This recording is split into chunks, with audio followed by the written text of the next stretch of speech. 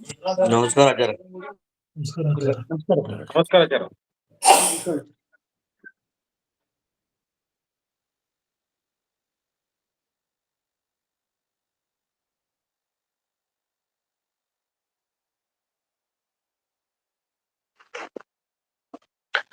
ಸುಮತಿಭಿರನುಮೇಜಂ ಶುಭ್ರಕಾಜಂ ಸಖಾಜಂ ಸುಖಮಜಮನಪಾಜಂ ಮುಕ್ತ್ಯುಪಾಜಂ ವಿಮಾಜಂ ದ್ರಹಯಮಹಮಮೇಯಂ ಧ್ಯೇಜಮಾಮ್ನಾಜಗೇಯಂ ಸದಜಮಸದಜೇಜಂ ಶ್ರೀಸಹಾಜಂ ಭಜೇಜಂ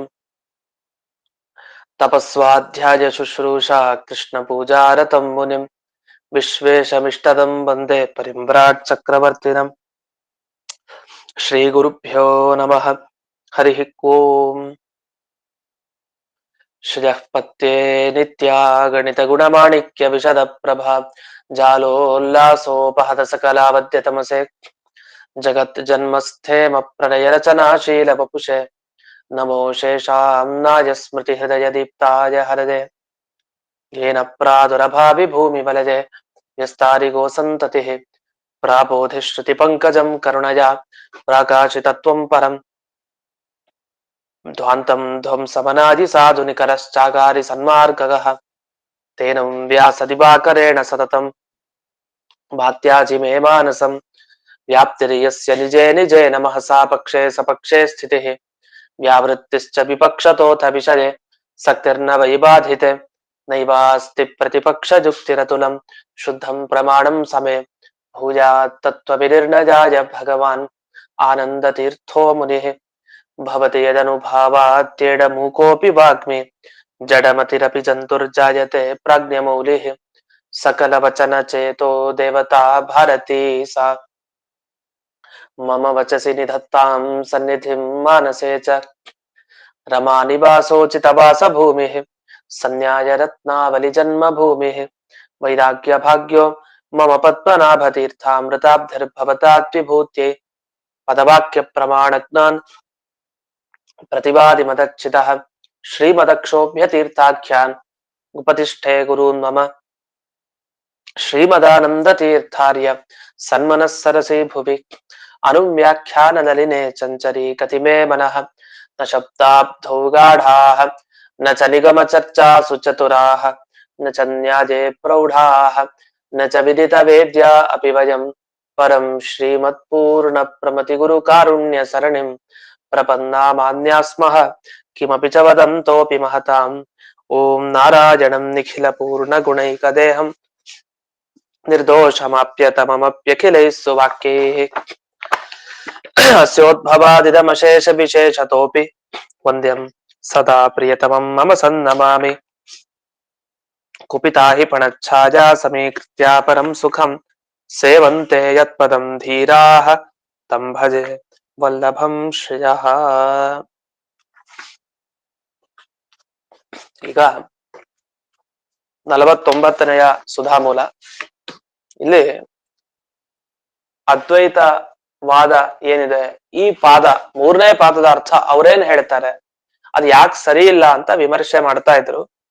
ಅದರಲ್ಲಿ ಪ್ರತಿಯೊಂದು ವೇದಾಂತಗಳು ತಾವು ತಿಳಿಸೋ ವಿಷಯ ಒಂದೇನಾ ಬೇರೆನಾ, ಅಥವಾ ತಿಳಿಸಿದ ವಿಷಯದಲ್ಲಿ ವಿರೋಧ ಇದೆಯಾ ಇಲ್ವಾ, ವಿರುದ್ಧವಾಗಿ ತಿಳಿಸ್ತಾ ಇದೆ, ಕೆಲವು ವಿರುದ್ಧವಾಗದೇನೆ ಅವಿರುದ್ಧವಾಗಿ ತಿಳಿಸ್ತಾ ಇದೆ, ಕೆಲವು ವಿಚಿತ್ರವಾಗಿ ಹೇಳ್ತಾ ಇದೆ, ವಿಲಕ್ಷಣವಾಗಿ. ಅಂದ್ರೆ ದೇವರಲ್ಲಿ ಇಂಥ ವಿಲಕ್ಷಣವಾದ ಗುಣಗಳಿದೆ, ಅದು ಗೊತ್ತಾಗಲ್ಲ ಆ ತರದ ಗುಣಗಳು ದೇವರಲ್ಲಿದೆ ಅಂತ ಹೇಳ್ತಾ ಇದೆಯೋ, ಇಲ್ಲ ವಿಲಕ್ಷಣವಾದದ್ದೇನಿಲ್ಲ, ಅವಿಲಕ್ಷಣವಾದ ಸಾಮಾನ್ಯವಾದ ಗುಣಗಳು ದೇವರಲ್ಲಿ ಇದೆ ಅಂತ ಹೇಗೆ ಅಂತ ಅನೇಕ ರೀತಿ ಪ್ರಶ್ನೆಗಳಿಗೆ ಅವಕಾಶ ಇದೆ. ಆದ್ರೆ ಅಲ್ಲಿ ಯಾವುದೇ ಪ್ರಶ್ನೆಯನ್ನು ಕೂಡ ಅವ್ರು ಸಮರ್ಥನೆ ಮಾಡ್ಕೊಳ್ಳಿಕ್ ಆಗಲ್ಲ, ಯಾಕಂದ್ರೆ ಖಂಡನೆ ಮಾಡ್ತಾ ಹೋಗ್ತಾರೆ. ಮೊದಲಿಗೆ ಏನು ಕಥಾರ್ಥತ್ವ ಅಂತಂದ್ರು. ಈಗ ಈ ಪಾದ ಒಂದೊಂದು ವೇದಾಂತಗಳು ಒಂದೊಂದು ವಿಷಯ ಹೇಳ್ತಾ ಇದ್ರೆ, ಈಗ ಒಂದು ವೇದ ವಾಕ್ಯ ದೇವರ ಬಗ್ಗೆ ಸರ್ವೋತ್ತಮ ಅಂತ ಹೇಳ್ತಾ ಇದೆ, ಇನ್ನೊಂದು ವೇದ ವಾಕ್ಯ ಆ ದೇವರ ಅಂಥ ಏನ್ ಸರ್ವೋತ್ತಮ ಅಲ್ಲ ಅಂತ ಹೇಳ್ತಾ ಇದೆ ಅಂತ ಇಟ್ಕೊಳ್ಳಿ ಉದಾಹರಣೆಗೆ. ಆಗ ಎರಡು ವೇದವಾಕ್ಯಗಳು ಪರಸ್ಪರ ವಿರುದ್ಧವಾಗಿ ಹೇಳ್ತಾ ಇದೆ. ಒಂದು ವೇದವಾಕ್ಯ ಪೂರ್ತಿ ಭಗವಂತನ ಗುಣಗಾನ ಮಾಡ್ತಾ ಇದೆ, ಮತ್ತೊಂದು ಯಾಕೋ ಸ್ವಲ್ಪ ಸಂಕೋಚ ಮಾಡ್ತಾ ಇದೆ. ಈ ಎರಡು ವೇದವಾಕ್ಯ ಕೂಡಿಸೋದು ಹೇಗೆ? ಅಂದ್ರೆ ಆ ಕೂಡ್ಸೋದನ್ನ 2ನೇ ಅಧ್ಯಾಯ ತೋರಿಸ್ಕೊಟ್ಟಿದೆ. ಅದಕ್ಕೆ ಈ ಪಾದ 3ನೇ ಅಧ್ಯಾಯದ ಈ ಪಾದ ಅಗತ್ಯ ಇಲ್ಲ, ಅದು ಹಿಂದೆ ತಿಳಿಸಾಗಿದೆಯಲ್ಲ. ಹೇಳಿದ ವಿಷಯನೇ ಮತ್ತೇನ್ ಹೇಳೋದು, ಅದಕ್ಕೆ ಉತ್ತರ ಅಲ್ಲಿ ಕೊಟ್ಟಾಗಿದೆ. ಹೊಸ ವಿಷಯ ಇದ್ರೆ ಹೇಳಿ. ಹೌದು, ಹೊಸ ವಿಷಯ ಇದೆ. ಧ್ಯಾನದ ಬಗ್ಗೆ ಹೇಳಲಿಕ್ಕೆ ಹೊರಟಿದೆ ಈ ಪಾದ, ಅದು ನಾವ್ ಹೇಳೋ ತರ. ನಮ್ಮತ ನೀವ್ ಒಪ್ಕೊಂಡ್ರೆ ಸರಿ, ಹಾಗೆ ನೀವ್ ಹೇಳಿ ಸರಿ ಇಲ್ಲ ಅಂತ ಆಯ್ತು. ನಮ್ಮ ಪ್ರಕಾರ ಉಪಾಸನಾ ಬಗ್ಗೆ ಈ ಪಾದ ಮುಖ್ಯವಾಗಿ ಹೇಳಲಿಕ್ಕೆ ಹೊರಟಿದೆ, ಉಪಾಸನೆಯ ಬಗ್ಗೆ. ಅದಕ್ಕೋಸ್ಕರ ಉಪಾಸನಾ ಪಾದ ಅಂತ ಇದಕ್ಕೆ ಹೆಸರು. ಹೀಗೆ ನಾವು ಆ ಮೊದಲನೇ ವಿಷಯವನ್ನ ಒಪ್ಪಿಕೊಳ್ಳಿಲ್ಲ. ಇನ್ನು ದ್ವಿತೀಯ ಅಂತ ಅಂದ್ರೆ 2ನೇದು, ಅಂದ್ರೆ ದೇವರ ಬಗ್ಗೆ ವಿರುದ್ಧವಾದ ಗುಣಗಳನ್ನ ತಿಳಿಸ್ತಾ ಇದೆ. ಅಂದ್ರೆ ವಿರುದ್ಧವಾದ ಲಕ್ಷಣಗಳು ದೇವರಲ್ಲಿದೆ. ಕೆಲವು ವೇದಾಂತ ಓದಿದಾಗ ಇಲ್ಲ, ವಿರುದ್ಧವಾದ ಲಕ್ಷಣ ಏನಿಲ್ಲ ಅಂತ ಕೆಲವು ಬ್ರಹ್ಮನ ಬಗ್ಗೆ ಹೇಳ್ತಾ ಇದೆ ಅಂತ. ಹೀಗ್ ಹೇಳೋಣ ಅಂತಂದ್ರೆ ಇದು ಸರಿ ಇಲ್ಲ. ಯಾಕೆ ಅಂದ್ರೆ ಬ್ರಹ್ಮನಲ್ಲಿ ಯಾವ ಗುಣ ಇದೆ ಅಂತ ಒಪ್ತೀರಿ? ಗುಣನೇ ಒಪ್ಪಿಲ್ಲ ದೇವರಲ್ಲಿ. ಅದು ವಿರುದ್ಧವಾಗತ್ತೋ ಒಂದು ಲಕ್ಷಣ, ಅವಿರುದ್ಧವಾಗತ್ತೋ ಅನ್ನೋ ಪ್ರಶ್ನೆಗೆ ಅವಕಾಶನೇ ಇಲ್ಲ. ಇವನು ಬುದ್ಧಿ ಇದೆ ಅಂತ ಒಪ್ಪಿದ್ರೆ ತಾನೇ, ತುಂಬಾ ಬುದ್ಧಿ ಇದೆಯಾ ಕಡಿಮೆ ಬುದ್ಧಿ ಇದೆಯಾ ಅಂತ ಆಮೇಲೆ ಪ್ರಶ್ನೆ. ಇವನೊಬ್ಬ ಮನುಷ್ಯ ಅಂತ ಒಪ್ಕೊಂಡ್ರೆ ತಾನೇ ಆಮೇಲೆ ಈ ಮನುಷ್ಯ ಈ ಥರನೋ ಅಂತ. ಅಥವಾ ಇವನೊಬ್ಬ ಇದೊಂದು ಮರ ಅಂತ ಒಪ್ಪಿಕೊಂಡ್ರೆ ತಾನೇ ಆಮೇಲೆ ಇದು ಹಲಸಿನ ಮರನೋ ಮಾವಿನ ಮರನೋ ವಿಚಾರ. ಆಮೇಲೆ ಮರನೇ ಅಲ್ದೇ ಮೇಲೆ ಅಲ್ಲಿ ವಿಚಾರ ಯಾಕೆ ಮಾಡ್ಲಿಕ್ಕೆ ಹೋಗ್ತೀವಿ? ಇದು ಹಲಸಿನ ಇದು ಮರ ಅಲ್ಲ, ಹಾಗಾಗಿ ಮಾವಿನ ಮರ. ಹಾಗೆ ವಿಚಾರ ಮಾಡ್ಲಿಕ್ಕೆ ಅವಕಾಶ ಯಾವಾಗ? ಸಾಮಾನ್ಯವಾಗಿ ಒಂದು ಮರ ಅಂತ ಒಪ್ಕೊಂಡ್ರೆ, ಒಬ್ಬ ಮನುಷ್ಯ ಅಂತ ಒಪ್ಕೊಂಡ್ರೆ ಆಮೇಲೆ ವಿಚಾರ, ನೀವು ಬ್ರಾಹ್ಮಣನ ಕ್ಷತ್ರಿಯನ. ಹೀಗೆ ಸಾಮಾನ್ಯವಾಗಿ ಒಂದು ವಸ್ತುವಿನ ತೀರ್ಮಾನ ಆಗದೆ ಇದ್ರೆ, ಅವನಲ್ಲಿ ಒಂದು ಸಾಮಾನ್ಯವಾಗಿ ಗುಣಗಳೇ ಇಲ್ಲದೆ ಹೋದ್ರೆ ಅದ್ರ ಬಗ್ಗೆ ವಿಶೇಷವಾಗಿ ಚರ್ಚೆ ಮಾಡೋ ಅಗತ್ಯ ಇಲ್ಲ. ಆತರ ನೀವು ದೇವರನ್ನ ಅಖಂಡ ಅಂತ ಒಪ್ಪಿದಿರಿ, ಅಖಂಡ ಬ್ರಹ್ಮ ಅಂತ ಒಪ್ತೀರಿ ದೇವರ ಬಗ್ಗೆ. ಅಂದ್ರೆ ಖಂಡ ಮಾಡ್ಲಿಕ್ಕೆ ಬರಲ್ಲ, ಅಂದ್ರೆ ಅವನಲ್ಲಿ ಗುಣಗಳಿಲ್ಲ ದೇವರಲ್ಲಿ. ಗುಣಗಳೇ ಇಲ್ಲದೆ ಇರೋ ದೇವರಲ್ಲಿ ವಿರುದ್ಧವಾದ ಲಕ್ಷಣ ಇದೆ, ವಿರುದ್ಧವಾದ ಗುಣ ಇದೆ, ಅವಿರುದ್ಧವಾದ ಗುಣ ಇದೆ ಅಂತ ಎಲ್ಲ ಹೇಳೋದು ಹೇಗ್ ಸರಿ? ಇಲ್ಲಿ ಒಂದನ್ನು ಗಮನಿಸ್ಬೇಕು, ಲಕ್ಷಣ, ಗುಣ, ಧರ್ಮ ಎಲ್ಲ ಒಂದೇ ಅರ್ಥ ಕೊಡೋದು. ಆದ್ರಿಂದ ಕೆಲವು ಸರಿ ಲಕ್ಷಣ ಅಂತ ಹೇಳ್ತಾ ಇರ್ತೀವಿ, ಕೆಲವು ಸರಿ ಗುಣ ಅಂತ, ಕೆಲವು ಸರಿ ಧರ್ಮ ಅಂತ, ಎಲ್ಲದಕ್ಕೂ ಒಂದೇ ಅರ್ಥ. ಅದಕ್ಕೆ ಬುದ್ಧಿವಂತವರು ಉತ್ತರ ಕೊಡ್ತಾರೆ, ಹಾಗಲ್ಲ. ದೇವರ ಬಗ್ಗೆ ಶಾಸ್ತ್ರ ವಿಚಾರ ಮಾಡಿದೆ ನಿಜ, ದೇವರಲ್ಲಿ ಗುಣ ಇಲ್ಲ ಅಂತ ಹೇಳ್ತೀರಿ ನಿಜ, ನಾವು ಒಪ್ಕೊಳ್ತೀವಿ. ಯಾವ ದೇವರಲ್ಲಿ? ನಿರ್ಗುಣ ಬ್ರಹ್ಮನಲ್ಲಿ ಇಲ್ಲ. ನಿರ್ಗುಣ ಬ್ರಹ್ಮನಲ್ಲಿ ಯಾವುದೇ ಗುಣ ಇಲ್ಲ ಅಂತ ನಾವು ಒಪ್ತೀವಿ. ನಮ್ ಸಿದ್ಧಾಂತನೇ ಹಾಗೆ. ಅವ್ರ ಅದ್ವೈತಿಗಳೇ ಹೇಳ್ತಾರೆ, ನಮ್ ಸಿದ್ಧಾಂತನೇ ಹಾಗೆ. ನಿರ್ಗುಣ ಬ್ರಹ್ಮನ ಬಗ್ಗೆ ನೀವು ವೇದಾಂತ ತಿಳಿಸತ್ತೆ ಅಂದ್ರೆ ಅದ್ ಹೇಗ್ ತಿಳಿಸ್ಲಿಕ್ಕೆ ಸಾಧ್ಯ? ನಾವೇನಷ್ಟು ಪೆದ್ರಲ್ಲ. ಹೌದು, ಗುಣಗಳು ಅಲ್ಲೇನಿಲ್ಲ, ಆದ್ರಿಂದಲೇ ಅಲ್ಲಿ ಯಾವ ಗುಣ ಅಂತ ಚರ್ಚೆಗೆ ಅವಕಾಶ ಇಲ್ಲ. ಅಂದ್ಮೇಲೆ ಅದು ವಿರುದ್ಧನೋ ಅವಿರುದ್ಧನೋ ಅದ್ರ ಬಗ್ಗೆ ಆಕ್ಷೇಪಕ್ಕೆ ಅವಕಾಶನೇ ಇಲ್ಲ. ಆದ್ರೆ ಸಗುಣ ಬ್ರಹ್ಮ ಅಂತ ಒಪ್ಪಿದೀವಲ್ಲ ನಾವು, ಸಗುಣ ಬ್ರಹ್ಮನ ನಾವು ಒಪ್ಪಿದೀವಿ, ಅದನ್ನ ಯಾಕೆ ನೀವು ಮರೆತ್ರಿ? ಸಗುಣ ಬ್ರಹ್ಮನ ಬಗ್ಗೆ ಹೇಳ್ಬೇಕಾಗಿತ್ತು ನೀವು. ನಿರ್ಗುಣ ಬ್ರಹ್ಮದಲ್ಲಿ ಇಲ್ಲ ಅಂದ್ರೆ ಒಳ್ಳೆ ಕಥೆ ಆಯ್ತಲ್ಲ. ಸಗುಣ ಬ್ರಹ್ಮನ ಒಪ್ಪಿದೀವಲ್ಲ ಶಾಸ್ತ್ರದಲ್ಲಿ, ಆ ಸಗುಣ ಬ್ರಹ್ಮದಲ್ಲಿ ಎಲ್ಲಾ ಗುಣ ಇದೆ, ಅದನ್ನ ಅವ್ರು ಸಗುಣ ಬ್ರಹ್ಮ ಅಂತ ಕರೆಯೋದು. ಆ ಸಗುಣ ಬ್ರಹ್ಮನ ಬಗ್ಗೆ ಶಾಸ್ತ್ರ ಹೇಳಿದೆ. ಒಂದು ಕಡೆ ಸಗುಣ ಬ್ರಹ್ಮನಲ್ಲಿ ವಿರುದ್ಧವಾದ ಗುಣ ಇದೆ ಅಂತ ಒಂದು ವೇದ ಅಂತ ಹೇಳಿದೆ, ಮತ್ತೊಂದು ವೇದ ಅಂತ ಹೇಳುತ್ತೆ ಇಲ್ಲ, ಅವನಲ್ಲಿರೋ ಸಗುಣ ಗುಣ ಏನಿದೆಯಲ್ಲ, ಆ ಸಗುಣ ಬ್ರಹ್ಮದಲ್ಲಿ ಗುಣ ಇದೆ ಅಂತ ಏನು ಒಪ್ಪಿದಿರಲ್ಲ, ಅದು ವಿರುದ್ಧ ಗುಣಗಳಿದೆ ಅಂತ ಒಂದು ವೇದ ಅಂತ ಹೇಳ್ತಾ ಇದೆ. ಈಗ ಇದ್ರ ವಿರೋಧ ಪರಿಹಾರ ಮಾಡ್ಬೇಕಾಯ್ತು. ಯಾಕೆ ಈ ರೀತಿ ಹೇಳ್ಬಾರ್ದು? ಅಷ್ಟೇ ಅಲ್ಲ, ಪ್ರಾಣಾದಿ ವಿಷಯ ಇಂದ್ರಿಯಗಳ ಬಗ್ಗೆ ಇದೆ. ಆದ್ರಿಂದ ಇಂದ್ರಿಯಗಳ ಬಗ್ಗೆ, ಪ್ರಾಣ ಅಂದ್ರೆ ಇಂದ್ರಿಯ ಅಂತ ಅರ್ಥ, ಇಂದ್ರಿಯಾದಿ ವಿಷಯಗಳ ಬಗ್ಗೆ ಇದೆ ಈ ವೇದಾಂತಗಳು. ಹೀಗೆಲ್ಲ ಇದ್ದಾಗ ನೀವು ಇದು ಸರಿ ಇಲ್ಲ, ಯಾಕಂದ್ರೆ ಬ್ರಹ್ಮನಲ್ಲಿ ಯಾವುದೇ ಗುಣಗಳೇ ಇಲ್ಲ, ಹಾಗೆ ಹೀಗೆ ಖಂಡನೆ ಮಾಡಿದ್ರಲ್ಲ, ಅದು ಸರಿ ಇಲ್ವಲ್ಲ ಅಂತ ನಮ್ಮ ಮೇಲೆ ಅವರು ಆಕ್ಷೇಪ ಮಾಡ್ತಾರೆ. ಆಗ ಅದಕ್ಕೆ ಉತ್ತರ ಕೊಡ್ತಾರೆ, ಏನಂದ್ರೆ ಪ್ರಕೃತ ವಿಷಯ ಪ್ರಯೋಜನ ವಿರುದ್ಧತ್ವೇನ ಅಕರ್ತವ್ಯತ್ವಾತ್. ನೀವು ತುಂಬಾ ಬುದ್ಧಿವಂತಿಗೆ ಉತ್ತರ ಕೊಟ್ರಿ, ಆದ್ರೆ ಶಾಸ್ತ್ರ ಹಾಗಾದ್ರೆ ಯಾರ ಬಗ್ಗೆ ಹೇಳಲಿಕ್ಕೆ ಹೋಗ್ತಾ ಇದೆ? ಸಗುಣ ಬ್ರಹ್ಮನ ಬಗ್ಗೆ ಹೇಳಲಿಕ್ಕೆ ಹೋಗ್ತಾ ಇದೆ ಶಾಸ್ತ್ರ ಅಂತ ಆಯ್ತು. ಪ್ರತಿಯೊಂದು ವೇದಾಂತ, ಪ್ರತಿಯೊಂದು ವೇದ ರಾಶಿ, ಪ್ರತಿಯೊಂದು ವೇದಾಂತ ಸಗುಣ ಬ್ರಹ್ಮನ ಬಗ್ಗೆ ಹೇಳಲಿಕ್ಕೆ ಹೋಗ್ತಾ ಇದೆ. ನೀವು ಅದನ್ನೇ ಹೇಳ್ತಾನೆ. ಈಗ ಹೀಗೆ ಹೇಳೋದಿದ್ರೆ ಸಗುಣ ಬ್ರಹ್ಮನ ಉಪಾಸನೆ ಮಾಡ್ಬೇಕು ಅಂತ ಆಯ್ತು. ಇಷ್ಟಪತ್ತಿ ಹೌದು, ಸಗುಣ ಬ್ರಹ್ಮನ ಉಪಾಸನೆ ಮಾಡಿ ಅಂತ ನೀವ್ ಹೇಳಲಿಕ್ಕೆ ಆಗಲ್ಲ ನಮ್ಮ ಹತ್ರ. ಯಾಕೆಂದ್ರೆ ಅದ್ವೈತವಾದದಲ್ಲಿ ನಿರ್ಗುಣ ಬ್ರಹ್ಮೋಪಾಸನೆ ಮುಖ್ಯ. ಸಗುಣ ಬ್ರಹ್ಮೋಪಾಸನೆ ಮಾಡ್ತಾ ಹೋದ್ರೆ ಅವ್ನು ಮೋಕ್ಷಕ್ಕೆ ಹೆಂಗ ಹೋಗ್ತಾನೆ? ವಾಸ್ತವಿಕ ಅವರೊಂದು ಮಾತು ಹೇಳ್ತಾರೆ, ಈ ವ್ಯವಹಾರದಲ್ಲಿದ್ದಾಗ ಅಂದ್ರೆ ಸಂಸಾರ ಕಾಲದಲ್ಲಿದ್ದಾಗ ಸಗುಣ ಬ್ರಹ್ಮನೇ ಉಪಾಸನೆ ಮಾಡೋದು. ಆದ್ರೆ ಸಗುಣ ಬ್ರಹ್ಮನ ಧ್ಯಾನ ಮಾಡ್ತಾ ಇದ್ದಾಗ ತುಂಬಾ ಅನುಕೂಲ ಆಗತ್ತಂತೆ, ಆಗ ಒಂದು ನಿರ್ಗುಣ ಬ್ರಹ್ಮನ ಉಪಾಸನೆ ಮಾಡ್ಲಿಕ್ಕೆ ಅನುಕೂಲ ಆಗತ್ತೆ ಅಂತ ಹೇಳ್ತಾರೆ. ಅದೇ ವಸ್ತುತಃ ಅದನ್ನ ಹಿಂದೆ ಸಂಧ್ಯಾಧಿಕರಣದಲ್ಲಿ ಖಂಡನೆ ಮಾಡಿದ್ದಾರೆ, ಅದನ್ನ ನಾವು ನೋಡಿದೀವಿ ಈಗಾಗ್ಲೇ. ಆದ್ರೆ ಇಲ್ಲಿ ಪ್ರಕೃತ ವಿಷಯ ಪ್ರಯೋಜನ ವಿರುದ್ಧತ್ವೇನ, ಅದೇ ನಿಮ್ ಶಾಸ್ತ್ರದಲ್ಲಿ ಸಗುಣ ಬ್ರಹ್ಮನ ಬಗ್ಗೆ ವಿಚಾರ ಮಾಡ್ತೀರಿ ಅಂತ ಹೇಳ್ತೀರಲ್ಲ, ಸಗುಣ ಬ್ರಹ್ಮನ ಬಗ್ಗೆ ಯಾಕೆ ವಿಚಾರ ಮಾಡ್ಬೇಕು? ಅಂತ ಬ್ರಹ್ಮನ ಬಗ್ಗೆ ವಿಚಾರ ಮಾಡದೆ ನೀವ್ ಒಪ್ಪಿರೋ ಮೋಕ್ಷನೇ ನಿಮಗ್ ಸಿಗಲ್ಲ, ನೀವ್ ಒಪ್ಪಿರೋ ವಿಷಯನೇ ಇಲ್ಲ ಪ್ರಕೃತಕ್ಕೆ. ಈಗ ಈಗ ಮೂರನೇ ಈ ಪಾದದ ವಿಷಯ ಮತ್ತೆ ಈಗ ಸದ್ಯಕ್ಕೆ ಬೇಕಾದ ಪ್ರಯೋಜನ ಏನಿದೆಯಲ್ಲ, ಅದ್ ಎರಡಕ್ಕೂ ವಿರುದ್ಧ ನೀವು ಸಗುಣ ಬ್ರಹ್ಮನ ಬಗ್ಗೆ ಹೇಳಿದ್ರೆ. ಅದ್ರ ಬಗ್ಗೆ ಹೇಳಿಕ್ ಹೋಗ್ಬೇಡಿ. ಯಾಕೆ ಅಂದ್ರೆ ಸಗುಣ ಬ್ರಹ್ಮನ ಬಗ್ಗೆ ಯೋಚನೆ ಮಾಡ್ತಾ ಕೂತ್ರೆ ನೀವು ಸಗುಣ ಬ್ರಹ್ಮನನ್ನು ಹೊಂದಬೇಕಾಗತ್ತೆ. ನಿಮಗ್ ಬೇಕಾಗಿರೋ ನಿರ್ಗುಣ ಬ್ರಹ್ಮ. ಆ ನಿರ್ಗುಣ ಬ್ರಹ್ಮನನ್ನ ಪಡೆಯೋದೇ ನಿಮ್ಮ ಜೀವನದ ಉದ್ದೇಶ. ಯಾವತ್ತೂ ಒಬ್ಬೊಬ್ಬ ಸಿದ್ಧಾಂತಕಾರರು ಒಂದೊಂದು ವಿಷಯ ಹೇಳ್ತಾರೆ ಮುಖ್ಯ. ಈಗ ನಮಗೇನು, ನಮಗ್ ದೇವರನ್ನ ಪಡಿಬೇಕು, ಸಗುಣನೆ, ನಮ್ಗೆ ಕಲ್ಯಾಣ ಗುಣ, ಅನಂತ ಕಲ್ಯಾಣ ಗುಣ ಪೂರ್ಣನಾಥ ದೇವರನ್ನು ಪಡೆಯೋದು, ಅದೇ ಮೋಕ್ಷ ನಮ್ಗೆ. ಆದ್ರೆ ಅದ್ವೈತಿಗಳಿಗೆ ಹಾಗಲ್ಲ. ಅವರು ನಿರ್ಗುಣ ಬ್ರಹ್ಮನನ್ನ ಪಡಿಲಿಕ್ಕೆ ಅವರು ಪ್ರಯತ್ನ ಪಡ್ತಾ ಇದ್ದಾರೆ. ಶಾಸ್ತ್ರಾಧ್ಯಯನ, ಶಾಸ್ತ್ರಾಭ್ಯಾಸ ಎಲ್ಲ ಮಾಡೋದು ಅದಕ್ಕೆ, ಅವರು ನಿರ್ಗುಣ ಬ್ರಹ್ಮನನ್ನ ಪಡೆಯೋದಕ್ಕೆ. ಆ ನಿರ್ಗುಣ ಬ್ರಹ್ಮನನ್ನ ಪಡಿಲಿಕ್ಕೆ ನೀವು ನಿರ್ಗುಣ ಬ್ರಹ್ಮನ ಬಗ್ಗೆ ಶಾಸ್ತ್ರ ವಿಚಾರ ಮಾಡ್ತಾ ಇದೆ ಅಂತ ಹೇಳ್ಬೇಕು ಹೊರತು ಸಗುಣ ಬ್ರಹ್ಮನ ಬಗ್ಗೆ ವಿಚಾರ ಮಾಡ್ತಾ ಇದೆ ಅಂತ ಹೇಳ್ಬಾರ್ದು. ಇಲ್ಲ ಸಗುಣ ಬ್ರಹ್ಮನ ಬಗ್ಗೆ ವಿಚಾರ ಮಾಡಿದ್ರೆ ಅದು ತುಂಬಾ ಅನುಕೂಲ ನಿರ್ಗುಣ ಬ್ರಹ್ಮನ ಪ್ರಾಪ್ತಿಗೆ, ಅವನ್ನ ಪಡಿಲಿಕ್ಕೆ ಅಂದ್ರೆ, ಆಗ ಅದು ತಪ್ಪಾಗತ್ತೆ. ಯಾಕೆಂದ್ರೆ ಸಗುಣ ಬ್ರಹ್ಮನ ಬಗ್ಗೆ ಜಾಸ್ತಿ ವಿಚಾರ ಮಾಡಿದ್ರೆ ಅವನನ್ನು ಹೊಂದ್ತೀವಿ.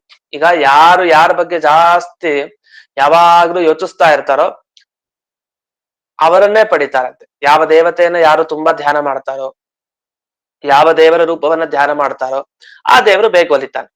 ನೀವು ಯಾವಾಗಲೂ ಸಗುಣ ಬ್ರಹ್ಮನ ಬಗ್ಗೆನೇ ಧ್ಯಾನ ಮಾಡ್ತಾ ಕೂತಿದ್ರೆ ಶಾಸ್ತ್ರದಲ್ಲಿ ಓದ್ತಾ ನಿಮಗ್ ಸಿಗ್ಬೇಕಾದವನು ಯಾರು? ಸಗುಣ ಬ್ರಹ್ಮನೇ ಸಿಗ್ತಾನೆ, ನಿರ್ಗುಣ ಬ್ರಹ್ಮ ಯಾಕೆ ಸಿಗ್ತಾನೆ ಅಂತ ಒಂದು ಪ್ರಶ್ನೆ. ಅದಕ್ಕೆ ಒಪ್ಕೊಳ್ಳೇಬೇಕು. ಅಷ್ಟೇ ಅಲ್ಲ, ನೀವು ಮೋಕ್ಷ ಅಂದ್ರೇನು? ಮೋಕ್ಷ ಅಂದ್ರೆ ಇರೋ ಬಂಧಗಳನ್ನೆಲ್ಲ ಕಳಚ್ಕೊಂಡು ಹೋಗೋದು. ಇರೋ ಬಂಧಗಳು ಅಂದ್ರೇನು? ಈ ಜಗತ್ತೆಲ್ಲ ಸುಳ್ಳು, ಇದು ಯಾವ್ದು ಇಲ್ಲ ಅಂತೆಲ್ಲ ತಿಳ್ಕೊಂಡು ನಾವು ನಿರ್ಗುಣ ಬ್ರಹ್ಮನನ್ನ ಪಡಿಬೇಕು. ಇದು ಅವ್ರು ಹೇಳೋ ಮೋಕ್ಷ.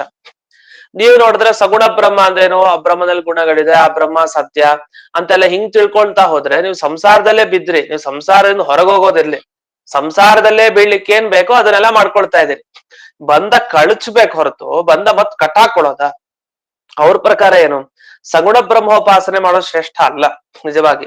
ಯಾಕಂದ್ರೆ ಸಗುಣ ಬ್ರಹ್ಮ ಅನ್ನೋದೇ ಸುಳ್ಳು. ಸಗುಣ ಬ್ರಹ್ಮ ಅಂತ ಹೇಳ್ತೀವಲ್ಲ, ಅವನು ಅಂತ ವ್ಯಕ್ತಿ ಸುಳ್ಳು, ಅವನಿಲ್ಲ.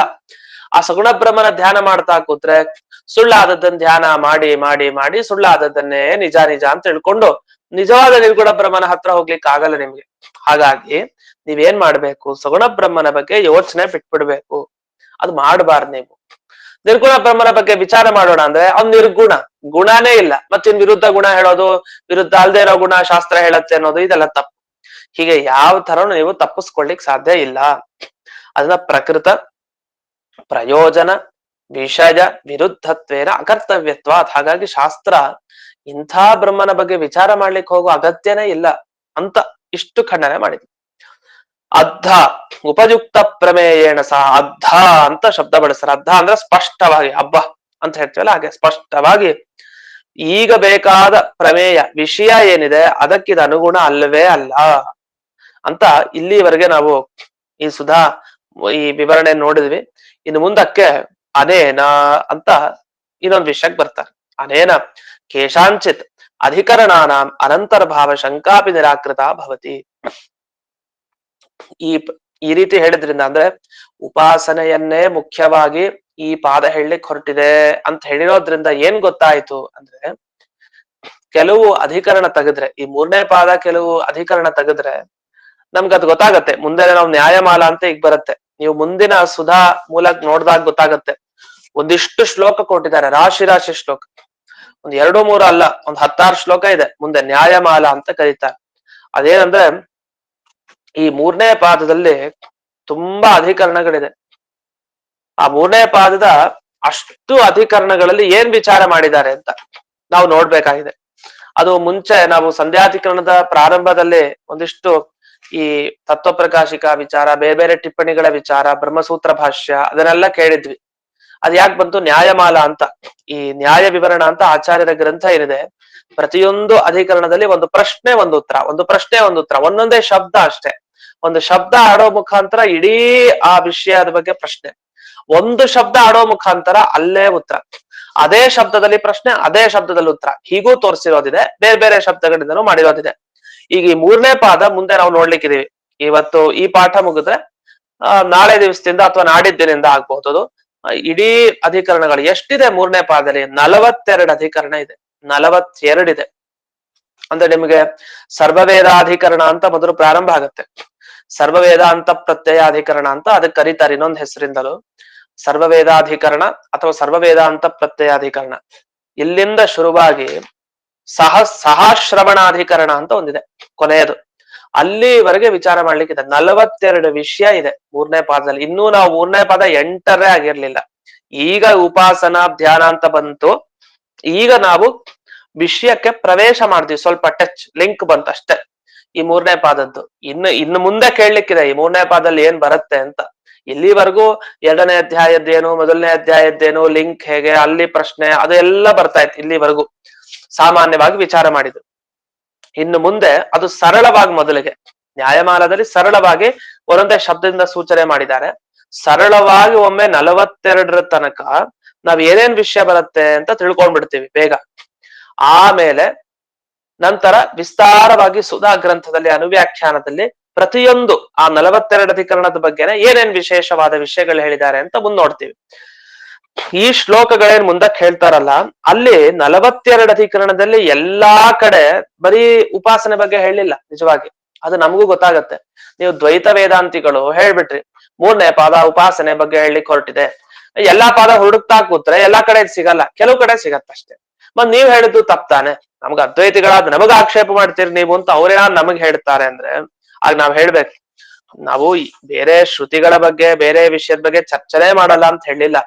ಆದ್ರೆ ಮುಖ್ಯ ದೃಷ್ಟಿ ಈ ಪಾದಕ್ಕಿರೋದು ಒತ್ತು ಕೊಟ್ಟು ಹೇಳ್ತಾ ಇರೋದು ಯಾವ್ದ್ರ ಬಗ್ಗೆ? ಉಪಾಸನೆಯ ಬಗ್ಗೆ ಅಷ್ಟೇ. ಅದ್ರ ಬೇರೆದ್ ಹೇಳ್ತಾ ಇಲ್ಲ ನಾವ್ ಹೇಳಿಲ್ಲ ಅಂತ ಅರ್ಥ. ಹಾಗಾಗಿ ನಾವು ಯಾರು ಕೇಳಿದಾಗ ವೈರಾಗ್ಯ ಪಾದ ಹೆಸರು ಮೊದಲನೇ ಪಾದಕ್ಕೆ, ಎರಡನೇ ಪಾದಕ್ಕೆ ದೃಢಭಕ್ತಿ ಅಂತ ಹೆಸರು, ಮೂರನೇ ಪಾದಕ್ಕೆ ಉಪಾಸನಾ ಪಾದ. ಆ ಉಪಾಸನಾ ಪಾದ ಅಂದ್ರೆ ಉಪಾಸನೆನ ಅಷ್ಟೇ ಹೇಳ್ತಾರೆ ಅಂತ ಹೇಳೋಂಗಿಲ್ಲ ನಾವು. ಉಪಾಸನೆಯನ್ನ ಪ್ರಧಾನವಾಗಿ ಹೇಳ್ತಾರೆ ಅಂತ ಅನ್ಬೇಕು. ಮಿಕ್ಕಿದ ವಿಷಯ ಬೇಕಾದಷ್ಟಿದೆ, ಪ್ರಧಾನವಾಗಿ ಉಪಾಸನೆ ಬಗ್ಗೆ ಹೇಳ್ತಾರೆ. ಇವ್ರು ಯಾವಾಗ್ಲೂ ಒಂದೇ ವಿಷಯ ಹೇಳ್ತಾರೆ ಅಂದ್ರೆ ಒಂದೇ ವಿಷಯ ಹೇಳಿರಲ್ಲ, 1 ಗಂಟೆ ಬೇರೆ ಬೇರೆ ವಿಷಯನೂ ಹೇಳಿರ್ತಾರೆ. ಆದ್ರೆ ಮುಖ್ಯ ಒಂದ್ ವಿಷಯ ಒತ್ತು ಕೊಟ್ಟು ಆಗಾಗ ಹೇಳ್ತಾ ಇರ್ತಾರೆ ಅಂತ ಅರ್ಥ. ಆ 42 ಅಧಿಕರಣಗಳಿಂದ ಅದು ಪ್ರತಿ ನಿಮಗೆ ಮುಂದೆ ಗೊತ್ತಾಗತ್ತೆ. ಅದನ್ನೆಲ್ಲ ಚಿಕ್ಕದಾಗಿ ಸಂಗ್ರಹ ಮಾಡಿದ್ದಾರೆ. ಅದರಲ್ಲಿ ಆ 42 ಅಧಿಕರಣ ನಿಮ್ಗೆ ಸಿಕ್ಬಿಡತ್ತೆ. ನಿಮ್ಗೆ ಬ್ರಹ್ಮಸೂತ್ರದ ಪುಸ್ತಕಗಳು ಏನಿರುತ್ತೆ, ಪಾರಾಯಣಕ್ಕೆ ಬೇಕಾದ ಪುಸ್ತಕ, ಅಲ್ಲೆಲ್ಲ ಹೆಸರು ಕೊಟ್ಟಿರ್ತಾರೆ ಮೇಲೆ, ಇಂಥ ಅಧಿಕರಣ ಅಂತ ಬ್ರಾಕೆಟ್ ನಲ್ಲಿ ಕೊಟ್ಟಿರ್ತಾರೆ. ಕೆಲವು ಕಡೆ ಇರುತ್ತೆ, ಸಾಮಾನ್ಯವಾಗಿ ಬ್ರಹ್ಮಸೂತ್ರ ಪಾರಾಯಣದ ಪುಸ್ತಕಗಳಲ್ಲಿ ಇರುತ್ತೆ. ಇರದೇ ಇದ್ರು ಕೂಡ ಅದರ ಫೋಟೋ ಏನಿದೆ ಇದರಲ್ಲಿ ಈ ಸುಧಾ ಸೌರಭ ಗ್ರಂಥದಲ್ಲಿ ನಿಮಗ್ ಸಿಗತ್ತೆ, ಅದನ್ನ ನೋಡ್ಬಹುದು. ಅಂದ್ರೆ ಆ ಫೋಟೋವನ್ನ ಕಳಿಸಲಾಗತ್ತೆ, ಆ ಅಧಿಕರಣ ಒಮ್ಮೆ ನೋಡ್ಬಹುದು. ಇನ್ನು ಈ ಪ್ರಶ್ನೆಗೆ ಉತ್ತರವನ್ನ ನಾವು ಕೊಟ್ವಿ. ಬರೀ ಧ್ಯಾನದ ಬಗ್ಗೆ ಅಷ್ಟೇ ಅಲ್ಲ, ಬೇರೆ ವಿಷಯಗಳ ಬಗ್ಗೆ ಏನ್ ತೊಂದರೆ ಇಲ್ಲ ಅಂತ ಆ ವಿಚಾರ ಇಲ್ಲಿವರೆಗೆ ಬಂತು. ಇದಾದ್ಮೇಲೆ ಕೊನೆಗೆ ಶ್ರುತಿ ಗ್ರಹಣಂ ಉಪಲಕ್ಷಣಂ. ಇಲ್ಲಿ ಕೇವಲ ಶ್ರುತಿ ಬಗ್ಗೆ ಅಷ್ಟೇ ಅಲ್ಲ, ಕೆಲವು ಸೂತ್ರಗಳ ಬಗ್ಗೆ ಇಲ್ಲಿ ಮುಂದಕ್ಕೆ ವಿವರಿಸಿದ್ದಾರೆ. ಕೆಲವು ಸೂತ್ರಗಳ ಅರ್ಥ ಏನು ಅಂತ ಅದಕ್ಕೂ ವಿವರಣೆ ಮಾಡಿದ್ದಾರೆ. ವಾಸ್ತವಿಕವಾಗಿ ಅದನ್ನ ಮಾಡೋ ಅವಶ್ಯಕತೆ ಇರ್ಲಿಲ್ಲ, ಈಗ ಮುಂದೆ ಹೇಳ್ತಾರೆ. ಯಾಕಂದ್ರೆ ಇಲ್ಲಿ ಸಂಗತಿ ಕಥನ ಪ್ರಸ್ತಾವ ಇದೆ. ಸಂಗತಿ ಕಥನ ಪ್ರಸ್ತಾವ ಅಂದ್ರೆ ಈ ಹಿಂದೆ ಹೇಳಿದ ವಿಷಯಕ್ಕೂ ಮುಂದಿನ ಹೇಳೋ ವಿಷಯಕ್ಕೆ ಏನ್ ಸಂಗತಿ ಸಂಬಂಧ ಏನು, ಯಾಕೆ ಹೇಳ್ತಾ ಇದ್ರಿ ಈ ವಿಷಯ ಇದಾದ್ಮೇಲೆ ಅಂತ, ಈ ತರ ಸಂಗತಿಯನ್ನ ಹೇಳೋ ಸಂದರ್ಭ ಇದು. ಹಾಗಾಗಿ ಕೇವಲ ಸಂಗತಿ ಬಗ್ಗೆ ಮಾತ್ರ ಮಾತಾಡ್ಬೇಕು, ಸುಮ್ನೆ ಯಾವ್ದಾದ್ರು ಬೇರೆ ಬಗ್ಗೆ ಮಾತಾಡೋಂಗಿಲ್ಲ.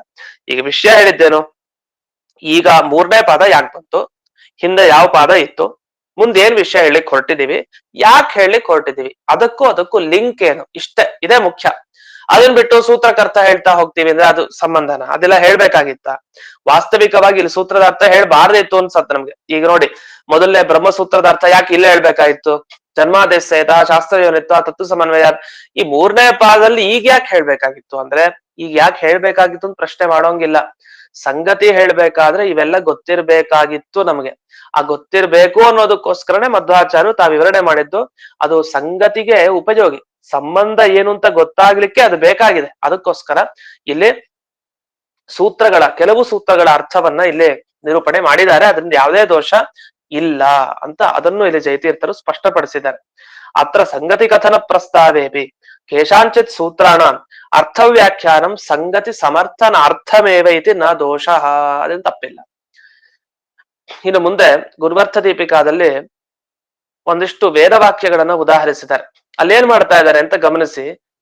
ಬೇರೆ ಬೇರೆ ಬೇರೆ ಬೇರೆ ಲಕ್ಷಣ ಹೇಳೋದು ದೇವ್ರ ಬಗ್ಗೆ, ಒಂದೇ ತರ ಹೇಳೋದೇ ಇಲ್ಲ ವೇದವಾಕ್ಯಗಳು. ಅದ್ ಹೇಗೆ? ಒಂದಾರು ಉದಾಹರಣೆ ಕೊಡಿ ಅಂದ್ರೆ ನಮ್ಗೆ ಉದಾಹರಣೆ ಕೊಡ್ಲಿಕ್ ಬರಲ್ಲ. ಈಗ ವಿಷಯ ಹೇಳ್ತಾ ಇರ್ತೀವಿ, ದೇವ್ರ ಬಗ್ಗೆ ವಿರುದ್ಧವಾಗಿ ಹೇಳುತ್ತೆ ಕೆಲವು ವೇದಾಂತ, ಕೆಲವು ವೇದಾಂತ ವಿರುದ್ಧವಾಗಿ ಹೇಳಲ್ಲ, ವಿರುದ್ಧವಾಗಿ ಹೇಳುತ್ತೆ. ಒಂದು ಉದಾಹರಣೆ ಕೊಡಿ ಒಂದಿಷ್ಟು. ಅದಕ್ಕೆ ನಮಗ್ ಟಿಪ್ಪಣಿಕಾರರು ಬೇಕು. ತಕ್ಷಣ ಅಲ್ಲೆಲ್ಲ ಉದಾಹರಣೆ ರೆಡಿ ಇರುತ್ತೆ. ಏನ್ ಕೊಟ್ಟಿದ್ದಾರೆ? ವಾದಿರಾಜರು ಉದಾಹರಣೆ ಕೊಡ್ತಾ ಹೇಳ್ತಾರೆ, ಸತ್ಯಂ ಜ್ಞಾನಮನಂತಂ ಬ್ರಹ್ಮ. ಒಂದ್ ವೇದವಾಕ್ಯ ಓದಿದ್ವಿ. ಅಲ್ಲೇನ್ ತಿಳಿಸಿದ್ದಾರೆ? ಬ್ರಹ್ಮನಲ್ಲಿ ಸತ್ಯತ್ವ, ಜ್ಞಾನ, ಅನಂತತ್ವ, ನಾಶ ಇರಲ್ಲ, ಅವನಿಗೆ ಜ್ಞಾನ ಇರುತ್ತೆ, ನಿರ್ದುಷ್ಟ, ಯಾವುದೇ ದೋಷ ಇಲ್ಲ, ಹೀಗೆಲ್ಲ ಹೇಳ್ತಾ ಇದೆ. ಇನ್ನೊಂದು ವೇದವಾಕ್ಯ ಓದಿ, ಪ್ರಾಣೋ ಬ್ರಹ್ಮ, ಕಂ ಬ್ರಹ್ಮ, ಖಂ ಬ್ರಹ್ಮ, ಸುಖಪೂರ್ಣ ಭಗವಂತ ಅಂತ ಹೇಳ್ತಾರೆ. ಇನ್ನೊಂದು ವೇದವಾಕ್ಯ ಓದಿ, ಸತ್ಯಕಾಮ, ಸತ್ಯ ಸಂಕಲ್ಪ, ಸತ್ಯ ಸಂಕಲ್ಪ ದೇವರು, ಸತ್ಯಕಾಮ, ಏನ್ ಕಾಮನೆ ಮಾಡ್ತಾನೋ ಅದೆಲ್ಲ ಸರಿಯಾದದ್ದೇ. ಸರಿ, ಸ್ವಲ್ಪ ಮುಂದಕ್ಕೆ ಹೋದ್ರೆ ಸೋನ್ವೇಷ್ಟವ್ಯ ಸವಿಜಿಜ್ಞಾಸಿತವ್ಯ, ಅವನು ಜಿಜ್ಞಾಸೆ ಮಾಡ್ಬೇಕಾಗಿದೆ ಅವನ ಬಗ್ಗೆ, ಅವನನ್ನ ಅನ್ವೇಷಣೆ ಮಾಡ್ಬೇಕು ನಾವು ಅಂತ ಬಂತು. ಇದೆಲ್ಲ ಬಿಡಿ. ಸಹಸ್ರ ಶೀರ್ಷ ಪುರುಷ, 1000 ತಲೆ ಅಂತ ಹೇಳಿಕ್ ಶುರು ಮಾಡಿದ್ರು ಈ ವೇದವಾಕ್ಯದಲ್ಲಿ. ಹಾಗಾದ್ರೆ ಒಂದೊಂದ್ ವೇದವಾಕ್ಯ ತೆಗೆದ್ರು ದೇವರ ಬಗ್ಗೆ ಒಂದೊಂದ್ ಲಕ್ಷಣ ಹೇಳ್ತೀರಿ. ಅದೇನ್ ಪರಸ್ಪರ ಸಂಬಂಧನೇ ಇರಲ್ಲ, ಹೊಂದಾವಣಿಕೆನೇ ಆಗಲ್ಲ ಆ ಲಕ್ಷಣಗಳು. ಅದ್ ಹೆಂಗೆ ವೇದಾಂತ ಒಂದೇ ಹೇಳತ್ತೆ ಅಂತ ಹೇಳ್ತೀರಿ? ಅಗ್ನಿಮೇಳೆ ಪುರೋಹಿತಂ ಅಂದ್ರೆ ಅಗ್ನಿ ಬಗ್ಗೆ ಹೇಳುತ್ತೆ. ಇನ್ಯಾವುದೋ ಪವಮಾನ ಸೂಕ್ತ ತೆಗೆದ್ರೆ ಪವಮಾನನ ಬಗ್ಗೆ ಹೇಳ್ತಾ ಇದೆ. ಇಂದ್ರ ಸೂಕ್ತ ತೆಗೆದ್ರೆ ಇಂದ್ರನ ಬಗ್ಗೆ, ವಿಷ್ಣು ಸೂಕ್ತ ವಿಷ್ಣುವಿನ ಬಗ್ಗೆ, ಅಂಬ್ರಡಿ ಸೂಕ್ತ ಅಂಬ್ರಡಿ ಬಗ್ಗೆ, ಮನ್ಯು ಸೂಕ್ತ ಮನ್ಯುವಿನ ಬಗ್ಗೆ. ಒಂದೊಂದ್ ಸೂಕ್ತ, ಒಂದೊಂದ್ ಮಂತ್ರ, ಒಂದೊಂದ್ ಅರ್ಥ ಹೇಳ್ಬೇಕಾದ್ರೆ ಈ ವೇದ ಅಂತ ಇಲ್ಲ ಒಂದೇ ಅರ್ಥ ಹೇಳುತ್ತೆ. ಏನ್ ಒಂದೇ ಅರ್ಥ ಹೇಳೋದು?